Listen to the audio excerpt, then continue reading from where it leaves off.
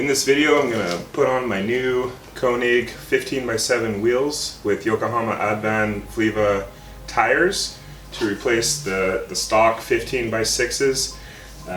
These were a smaller 195 50x15s, so these are a little wider. These are a 205 50-15, so a little wider, and because of that, a little bit taller.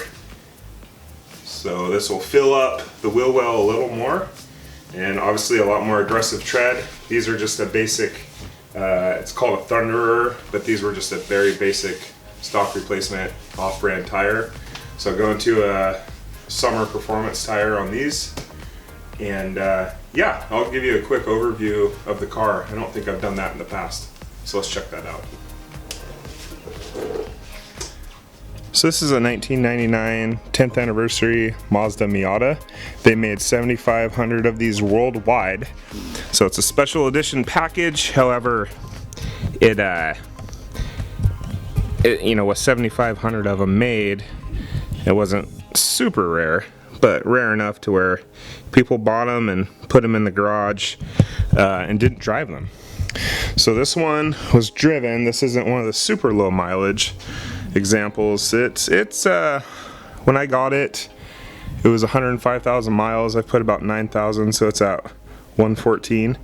Basically all stock. Has the factory hardtop, still has the same wheels, everything. None of the suspension components were changed. So for the most part, this is what you got from the factory. So what made this special? Well, it's the paint. First of all, it's the sapphire blue metallic. You could only get this on a RX-7 at the time. So this was the only time that this paint was offered on the Miata. 10th anniversary, so 1999, it was the 10th year of the Miata. This is when they went to the NB, so no more flippy floppy lights. They were the sealed units, composite units. They got polished wheels.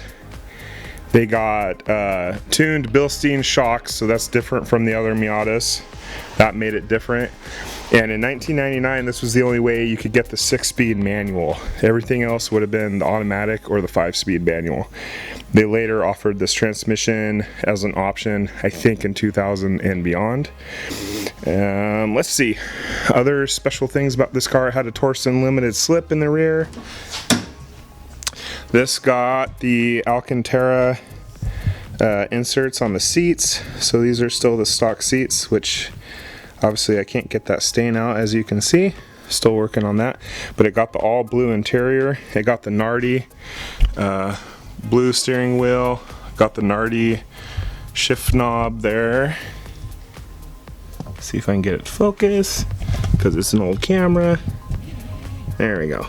So it got the blue shift boot, the fake carbon fiber surround around the stereo. It had the Bose system with the tape deck and the CD player. It also came with special floor mats. These are not the stock ones. I actually picked this up from a group member. I think he's in the Czech Republic. He makes those, and they're pretty close to the factory floor mat. Let's see what else. Oh, we got the blue gauges. Those are kind of cool. So anyway, this car's in really good shape. Typically just drive it in the summertime. I try to avoid the rain. It still gets driven in the rain a little bit, but I'm not driving it in the wintertime. Things. Or I started to do little things. I got, whoops. This makes for a bad video. So nothing was different about the engine. Like I said, I've been starting to modify just a little bit, just to change it up and clean it up. I painted the valve cover this winter. Different colored spark plug wires, painted the exhaust shroud, just cleaning it up, making it look good.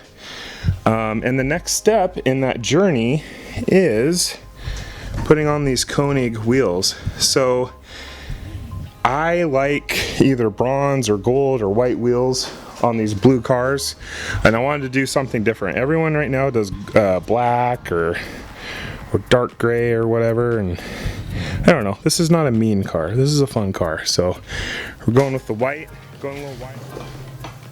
All right, remember, you need to loosen these bolts before you jack it up. I already screwed that up. And I don't know if I mentioned it before, but this is number 0807 out of 7500. The badges were assigned randomly, but I have checked the VIN at the registry. It was a low number build, but I don't remember exactly where it was right now. But pretty cool to have a low number on there at least. So anyway, crack these loose while it's on the ground before you jack it up. Otherwise it's going to spin. Unless you use an impact, but if you use an impact, you're gonna scratch your nice chrome lug nuts. Let's try it anyway. I got one to do it, so I turn the camera back on. So that might still scratch the lug nut doing that way, but I'm kind of doing the manual impact, hitting it with a burst of Judge Mills energy. But got it off.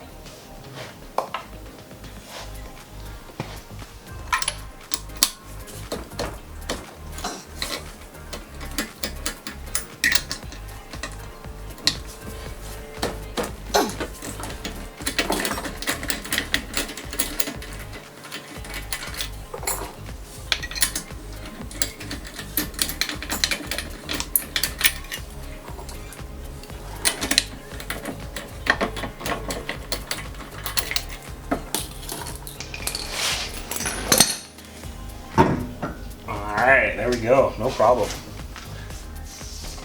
So let's talk about the controversial world of lug nuts and hub-centric spacers. I just dropped two. You start researching these online, you will find varying bits of information. It's actually really hard to get it straight. Some people say, no, you don't need a spacer at all because all the weight's carried on the lug nuts. Some people say if you don't run a hub-centric spacer, your car's gonna crash and burn and you're gonna die. Well, the truth lies somewhere in between. So what these do, when you put these on, at least on this application, just talking about the Miata, when you put these on, these are helping you align the wheel because the bore is bigger. These are universal fit wheels. Unlike the stock wheels, which the hub perfectly fits, the hub of the wheel fits over the hub of the car perfectly, it aligns the lug nuts. Well, the Konigs are universal fit. If you don't use these, you run the chance of not getting the wheel perfectly centered, and so when you go to tighten down the lug nuts, that might not be perfectly centered on the hub of the car, and you run the chance of causing damage, which could cause the wheel studs to fail. So these specific ones, have two sides. There's one side that's flat and larger in diameter. One size is smaller. That smaller end is the part that the wheel fits over. So that flat end there goes against the brake disc. So all we do is we slap it on there. And you can see it doesn't wiggle on there at all. It's a perfect fit. So I looked it up on the Konig website. They told you what the bore size was of the wheels. Then I looked up what the bore size was on the car. Boom. It pretty straightforward. It was like 14 bucks. Second part controversy is lug nuts. I wanted blue lug nuts because I thought it'd be kind of cool to match the car. It might look a little 1998 for putting these on. Might relive my childhood youth by doing this, but that's okay. These will be fun for now. I might switch to black or silver later on, but some of these will have like a separate washer on here. I think there's a couple companies that do that. It might be Gorilla, it might be someone else, I can't remember. They do cost more, but they won't scratch your wheels. These are cheaper Konigs. I'm gonna take that risk on these. They're already painted wheels, they're not polished, they're not chrome. They're white, I could touch it up later on. So I'm gonna run these blue ones for a while. And, you know, they might look a little, you know, high schoolish, but. And I went with a closed look. The open ones could let a lot of water in there and they could rust the threads within. If you're only doing track day, it's not going to matter. But this car sits a lot. I don't usually drive it in the rain. Of course, it's raining outside right now. But I don't usually drive it in the rain, but it's just being out by the coast, by the ocean. I didn't really want to do that. Let's see here. So these are M12 by 150, P150. So I'm not sure if the camera can catch that, but I'll say it again. These are M12 by 150 pitch. Let's get that wheel on. Anyway, let's see. Is it gonna show? Yeah. So we're gonna get these mounted up, see how they look. Super light. I think the wheels are only 14 pounds. So these will go on nicely. Woo. Well, looks cool. I'm going to hand tighten these, make sure it's flush, that the wheel's flush with the hub before we tighten them down with the special wrench. Boom. Number 2, going to go directly across.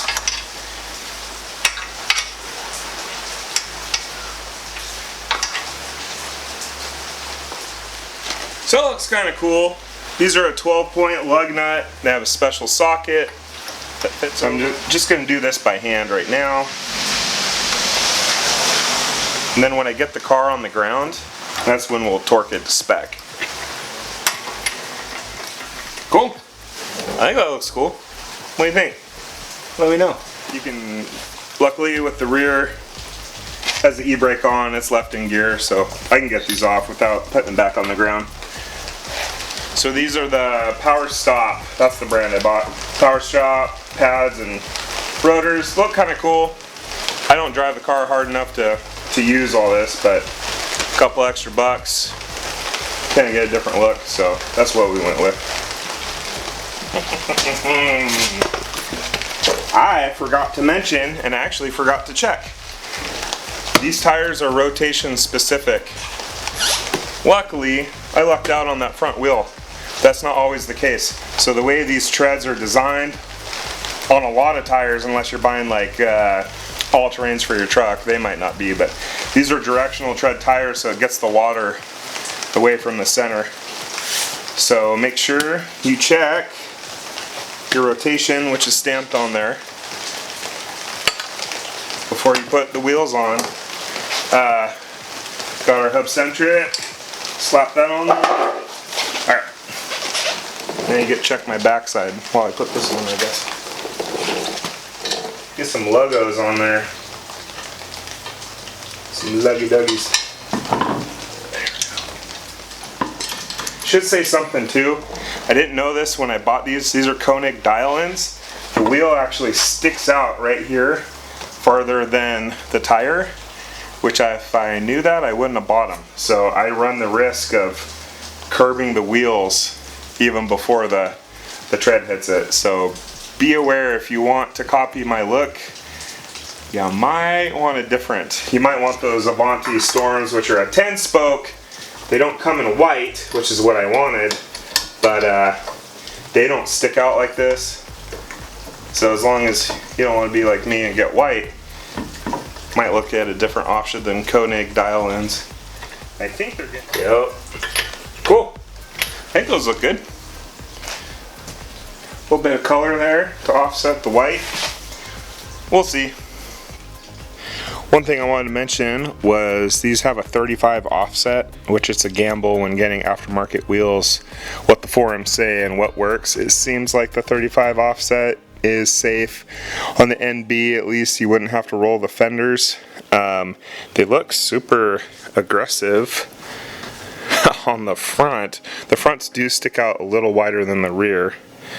But when this car is down on the ground, maybe it'll suck in a little bit, but makes me a little scared how it looks right now. But I'll show you once it's on the ground. Maybe it's not so bad. The front of the car does taper in a little bit, so maybe that's what I'm seeing. It's not as bad on this end. Alright, so just to show you again, this hub-centric ring, why it's important to put on there. So I'm going to put the wheel on without that to show you how it wobbles around. So, there we go. So the studs alone are not good enough to center this wheel. So that you'll see, I can move this around. And if you do this without a hub-centric ring, you're running the risk of not getting those lug nuts on there totally centered in the hole. Those holes are not precision fit. They're made to use different types of lug nuts.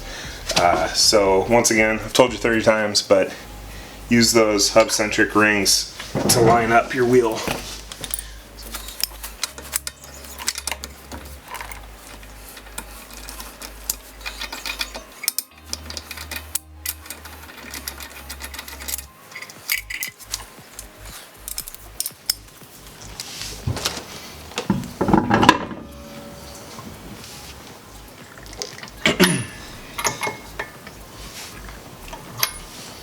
Alright, this is all set. Let's get it back on the ground.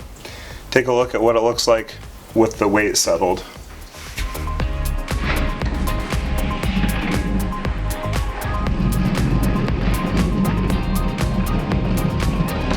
Ta-da!